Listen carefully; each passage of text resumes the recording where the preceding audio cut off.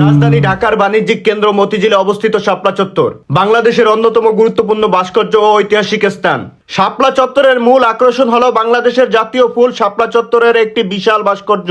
এটি 1977 সালে 15 জুন স্থাপন করা হয়। গ্রাম বাংলার চিরচেনা শাপলার রূপকে শহরের কেন্দ্রে ফুটিয়ে তোলাই হলো এর মূল লক্ষ্য। এই ভাস্কর্যটির স্থপতি হলেন আজিজুল জলিল পাশা। এই ভাস্কর্যটি ঘিরে নয়নবিরাম ফোড়া রয়েছে এবং এটি সোনালী ব্যাংকের প্রধান কার্যালয়ের সামনে অবস্থিত। এই ব্যাংকটি এর রক্ষণাবেক্ষণ করে থাকেন। এই স্থানটির ঐতিহাসিক গুরুত্ব আরো গভীর, কারণ 1971 সালে মহান মুক্তিযুদ্ধের সময় এখানে একটি গণকবর তৈরি হয়েছিল, যা এই চত্বরের নিচে শায়িত শহীদের স্মৃতিধারক। সাম্প্রতিক ইতিহাসে শাপলা চত্বর ব্যাপক আলোচনা এসেছে 5 মে 2013 সালে। এই দিন হেফাজতে ইসলাম বাংলাদেশ 13 দফা দাবিতে ঢাকা অবরোধ করে এখানে অবস্থান করেন।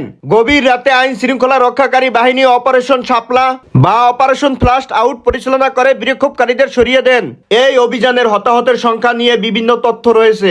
মানব অধিকার সংস্থাগুলোর মতে বিপুল সংখ্যক মানুষ হতাহত হয়েছিল।